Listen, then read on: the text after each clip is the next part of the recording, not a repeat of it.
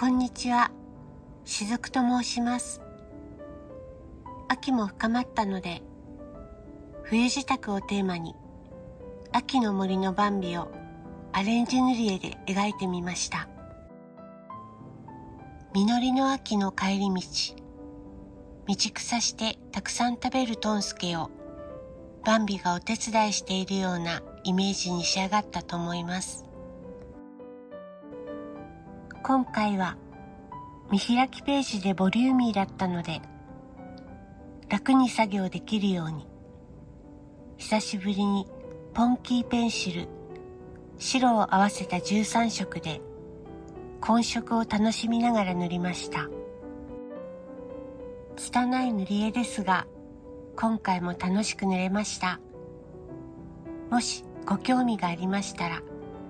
試行錯誤した制作過程を一緒に楽しんでくださいますと幸いです。それではどうぞ。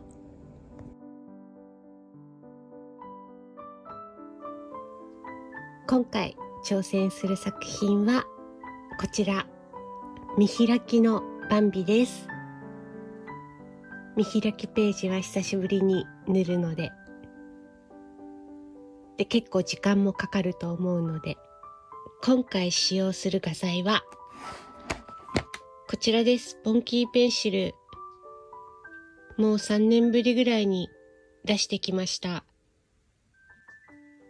だいぶ汚くてボロボロですが、この子がものすごく優秀です。メグ先生から教わったんですけれども、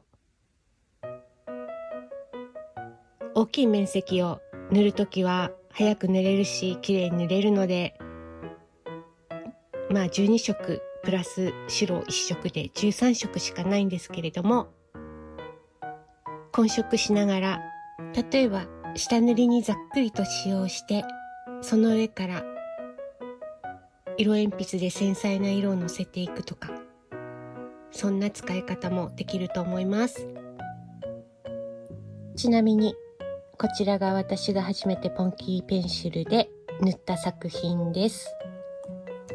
シンデレラを、メグ先生がシンデレラをポンキーペンシルだけで塗るっていう動画をやってまして、参考にさせていただいて、シンデレラのお肌とか髪型とかはもうメグ先生が塗ってる動画を何回も見て、真似して塗らせていただきました。あと衣装とかはちょっと自分が塗りやすいように塗ったりとかもしています。それからこの後ろの花火とか富士山とかもポンキーペンシルで描いています。これもね、まずざっくりと背景も青とか黒とか混色しながら夜空を作ってから、その上から花火を上から乗せていくことができたので、すごく楽しく簡単に作れました。それから注意点があって、ポンキーペンシルだけでベタ塗りをするのは結構大変だと思います。このように隙間なくベタ塗りする場合は、擦筆で色を伸ばして、混色の時も擦筆で伸ばして混ぜるような形で塗っていくと、しっかりベタ塗りが簡単にできる感じです。ポンキーペンシルだけで色を重ねていくと、このシンデレラの衣装のように紙の粒々が残るんですよね。で、これはわざと粒々がラメみたいに見えるかなと思って、擦筆を使わずに紙の粒をわざと残してみました。今回挑戦する見開きのバンビは、今ちょうど動物たち冬支度の時期に入っていると思うのですが、冬支度でトンスケが栄養を取ろうとして一生懸命食べてるような絵に見えたので、キノコなんかも周りに描いたりして、冬支度の森の様子を描いてみたいと思っています。こちらは私が前にアリエルを、森の中にいるアリエルのイメージで塗ってみた作品なんですが、この背景もポンキーペンシルで作っています。倒木があったりとか、あとイネ科の植物が生い茂っていたりとかで、木々の葉の隙間から太陽が覗いていたりとか、こういった光景をなんとなくぼんやり手軽に手早く描ける頼もしい画材なので、今回もポンキーペンシルを使ってみたいと思います。このアリエルはコピックで下塗りをして、で色鉛筆で仕上げています。この時は背景のみポンキーペンシルを使いました。それからこちらの見開きのアリスの不思議なティーパーティーの作品は、下地にポンキーペンシルを使っています。アリス自体は多分全部色鉛筆で塗ってると思うんですけども、このチシャネコが乗っている木、ロールケーキみたいなイメージで塗ったんですけれども、この木とか、あとこのクッキーのような葉っぱをイメージして塗った葉っぱ、それからこの全体の背景、こちらもポンキーペンシルで下絵を描いてザザッと塗ってからで、仕上げに色鉛筆を使っています。では今回も光の方向から決めていきたいと思います。今回は森の奥深くのイメージですので、直射日光が当たるというよりはぼんやりと間接的な光が当たる感じでもいいのかなとイメージしています。でも一応方向的には右上から当たっている、優しい光が当たっている感じでイメージしたいと思います。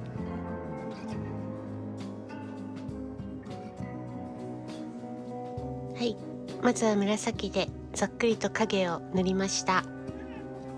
でポンキーペンシルが久しぶりっていうこともあって、もう探り探り薄塗りでスタートしてます。色鉛筆と同じ感じで薄塗りで塗り始めています。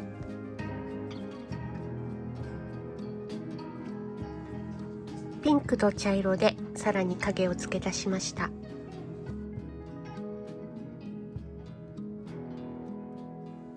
はい、バンビの毛並みを作り始めました。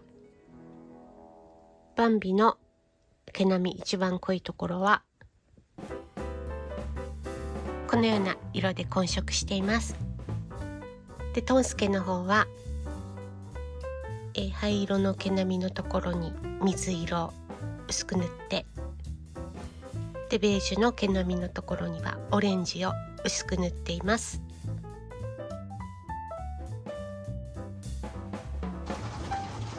はい、バンビとトンスケを塗り進めています。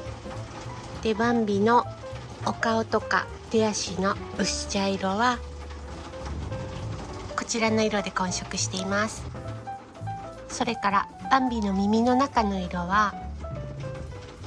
こちらで混色して、で耳の奥の方暗くなる場所はブルーを入れて調整しています。トンスケの手足などの体の色は今のところこちらを混色しています。トンスケのお腹や足の裏、ほっぺはこちらの色を混色しています。トンスケの肉球とお鼻はこちらの色を混色しています。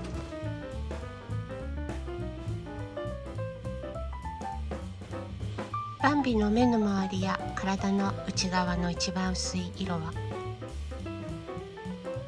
こちらの色で混色しています。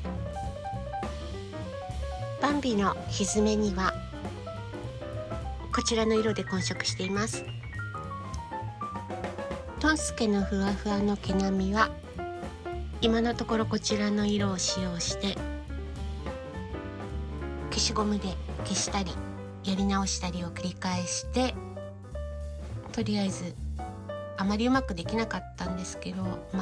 こんな感じで一旦置いとこうかなと思います。でトンスケとバンビはとりあえず今のところこんな感じで一旦置いとこうかなと思ってます。ポンキーペンシルを使ってるんですが、結局いつもの色鉛筆のような塗り方で塗った感じになってます。で次はこちらの背景の一部になるお花とか草むらの感じをちょっと試しまたポンキーペンシルで塗っていこうと思います。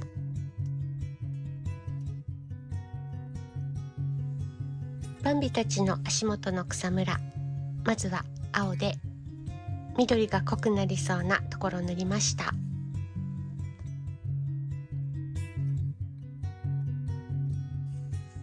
次にざっくりと緑色を重ねました。次に茶色を使ってざっくりと草の流れを描いてみました。今回は冬支度の秋のイメージで塗っていきたいと思うので、ちょっとだけこの草むらも青々とした草むらではなくて、少し秋の雰囲気が出したいので茶色も使っています。さらに草の流れをそれっぽく描き進めています。さらに黄緑と黄色も使って草むらを塗り込んでいっているんですが、一旦これはこのまま置いといて背景に取り掛かろうと思います。このバンビたちの手前のお花も全体のバランスを見て何色にするかなど後で決めて塗ろうと思います。まずは画面の上の方から草むらのあたりまでざっくりと黄緑色を塗りました。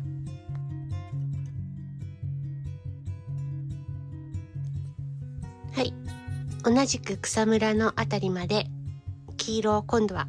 割と強くゴシゴシ全体的に塗りました。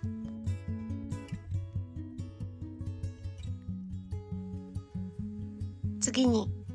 バンビの足の方まで白を上から割とがっつり入れています。でかなり塗りムラがある感じ、白が固まったりとかもしてるんですけども、これから擦筆を使って色を伸ばしながら、滑らかにするとこは滑らかにしながら背景を描いていく一番楽しい作業に入っていくところです。なので今の段階では塗りムラがあっても全然大丈夫だと思います。ではやっていこうと思います。森の中の参考画像とかを見ながら後ろの方に適当に青と緑を使って木が立っているような感じの線を描きました。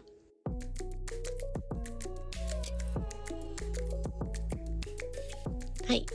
背景不安になってきちゃったので、またコピー用紙に、線画のアウトラインを取ってキノコどのように描くかちょっと下書きを書いてみました。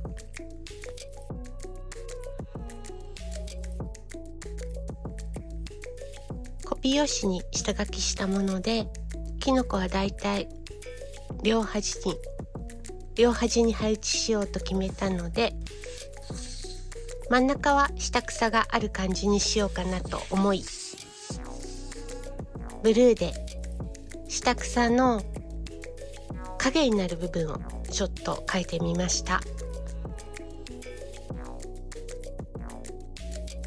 はい、途中経過ですがかなり苦戦しています。もっとサクサクと塗れたような印象があったのですが、意外とゴリゴリ塗らないとこの辺まで濃い色は出ないですし、思ったよりも結構時間かかりそうな感じです。ちなみにこの今一番塗り込んでいる部分ですが、青と茶色と黄色をグラデーションを作るような感じで割とがっつりと塗り込んで、達筆で縦方向に伸ばしています。で、ここに印刷の黒文字でトンスケって書いてあったんですけれども、かなり上からポンキーペンシルで塗り込んでいるので、印刷の文字が消えているというかわからなくなってきていますね。こちらのバンビも消え始めているんですが、このような感じでこちらにもトンスケって入っていました。かなり文字がわからなくなっています。背景の手前側に草陰のようなものを作ってみました。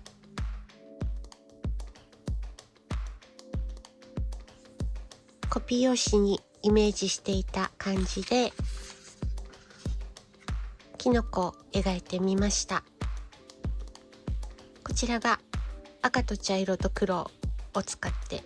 描いてみたもので、こちらはオレンジと茶色を使って、あと黒も使ってます。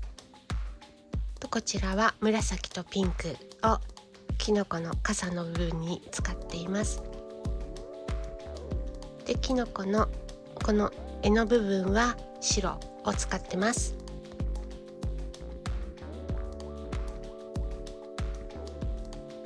奥の方の草むらに紅葉したカラフルな落ち葉を描きました。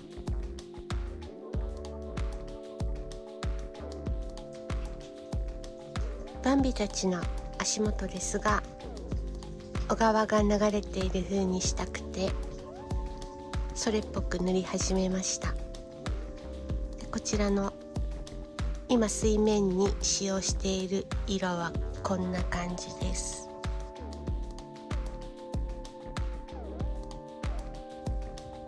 はい、バンビたちの足元の草むらをしっかりと塗り込みました。使用している色はこちらになっています。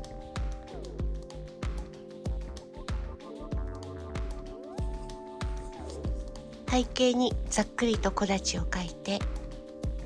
で、手前の水面は達筆で滑らかになるように色を伸ばしました。背景の木立にはこちらの色を使用しています。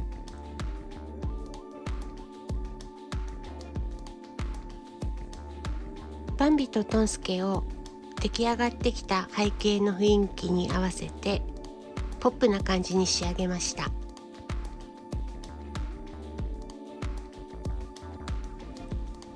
背景を全体的に整えて植物を付け足しました。それから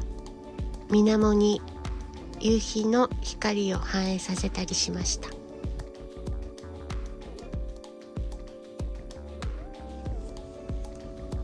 電動消しゴムを使ってキノコの模様を描いたり、キノコを増やしたりしました。あとキノコの絵は白ペンも使っています。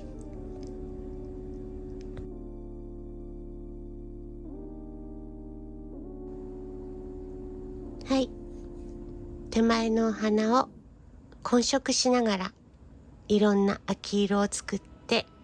塗ってみました。ちょっと要素がてんこ盛りすぎたかなとも思うのですが、キッチュな感じも嫌いではないので、今回はこれで完成ということにしようと思います。ポンキーペンシルは久しぶりに使ったのもあって、なかなか使い方を思い出せなくて苦戦したりして、ちょっと時間もかかったりしてしまいましたが、混色がとにかく楽しいですね。色もどんどん上書きするように重ねていけるので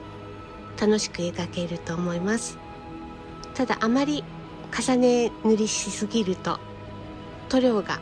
ポロッと剥がれるみたいにところどころ色が剥がれ落ちてしまったりもします。ちょっとキノコの上の方点々と剥がれているのがわかるかなという感じです。春になったら早春のバンビとトンスケも描いてみたいなと思いました。